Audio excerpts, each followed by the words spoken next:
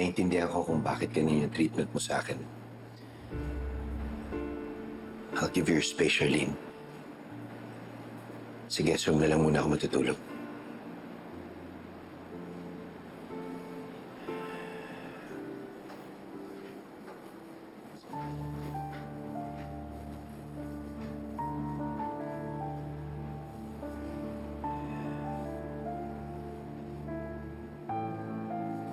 Salamat, ah.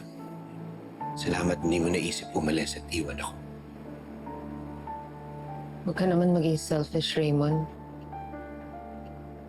Pati ba naman sa ganitong sitwasyon, sarili mo pa rin ang iniisip mo? Hindi ako aalis. Hindi dahil sa'yo. Kundi dahil sa sitwasyon ng anak natin. Kaya kong isang tabi lahat ng pinagdadaanan natin for the sake of our daughter. Kasi alam kong kailangan niya ako.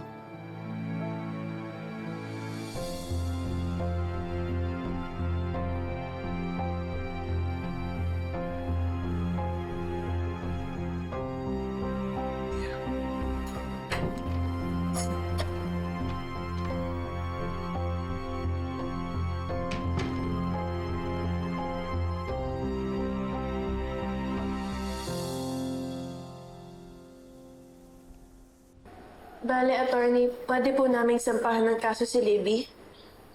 Technically, yes. Lalo na nung napatunayan na napawalang sala ka dahil sa pagka-acquit mo. At ngayong nalinis mo na ang kaso na yun, pwede ka na magsampa. You can file a countersuit for malicious prosecution.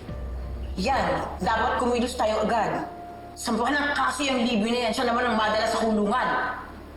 I'm sorry to disappoint you, pero hindi imprisonment ang parusa sa ganitong case. Kapag napatunayan na guilty ang naakusahan, magbabayad lang sila ng fine for moral damages and exemplary damages. Pero attorney, kaya pong bayaran ng pamilya ni Libby yung kahit magkano pa yan. Para din siyang hindi naparusahan. Attorney, wala akong pakialam kung anong magiging parusa. Sa akin lang gusto kong malaman nila na mali ang ginawa nila sa anak ko. Hindi kami pwede kaya-kayanin porket ganitong estado namin sa buhay. Gusto ko lang makakuha ang hustisya para sa anak ko. Dahil walang pwedeng manakit sa prinsesa ko.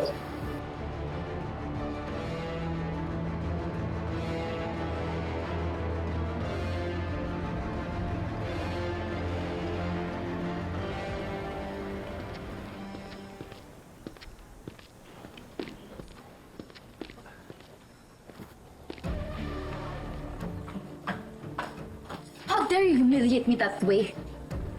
Oh, ikaw pala yan. The Kidnap Me viral princess. So, how's the attention going for you? Akala ko ba magkaibigan tayo? You're supposed to be on my side, Justin.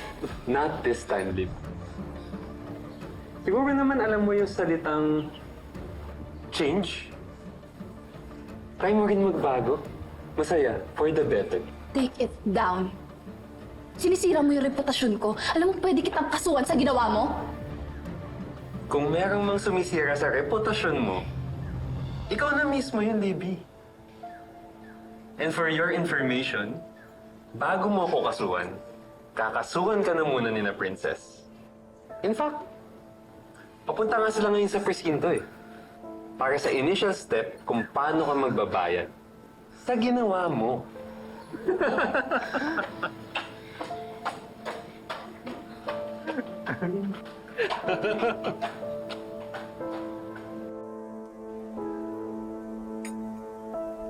Bakit ba kasi nagkasabay-sabay itong mga problemang to eh? Pati itong si Libby, sumabay pa sa problema namin ni Charlene. Hindi ko alam kung paano niya nagawa yun. It's unbelievable. Iho, huwag mo na muna masyadong sinisisi si Libby. May valid reason naman siya kung ba't niya nagawa yun eh. Ma, maling magbintang ng tao. I don't care. Ayoko masira ang reputasyon ng apo ko. Ayoko matulad siya kay Charlene. Kaya pwede ba? Pagtuunan mo muna ng pansin yung anak mo dahil mas gugustuhin ko pang magkasira kayong ng asawa mo kesa masira ang apo ko. Here we go again. Apo! I need your help! Why? Kakasuhan daw ako nila, Princess, dahil sa fake kidnapping scheme ko. What? What is it this time? Sabi po ni Justin, pupunta na daw po sina Princess sa presinto para kasuhan ako para itiin ako. No. Hindi ako papayag. Raymond, you have to do something! Raymond! Ma, excuse me. Libby, let's go. Let's go. Charlene, saan ka pupunta? Pupunta tayong lahat sa presinto. Haharapin natin si Princess. No. No! Let's go! No! Raymond! Charlene, Do something! Sasamahan ko sila, ma. No, Raymond!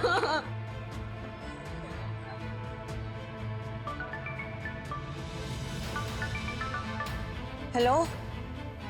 Divina, may nangyari kay Libby. Papunta sa presinto si Sherlyn at si Raymond. Oh, please. Saan presinto?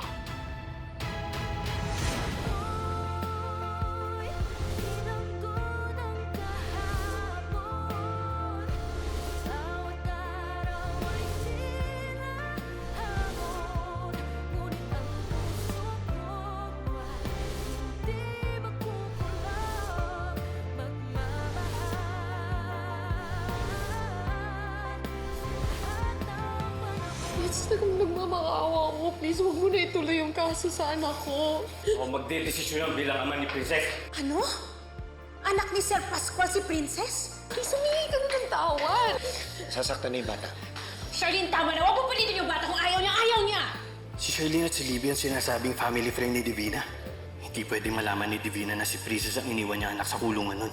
Napasa, umiwas ka na lang sa kanila. Pero, Tay... Sumunod ka na lang! Kung may pagpapahalaga ka sa sinasabi ko, hindi mo kukusyonin ang desisyon ko. Pag sinabi kong umiwas ka, umiwas ka! Paano mo nagawa yung ganong kalaking scheme? Tapatin mo kami. Sinong tumulong sa'yo sa fake kidnapping scheme na to?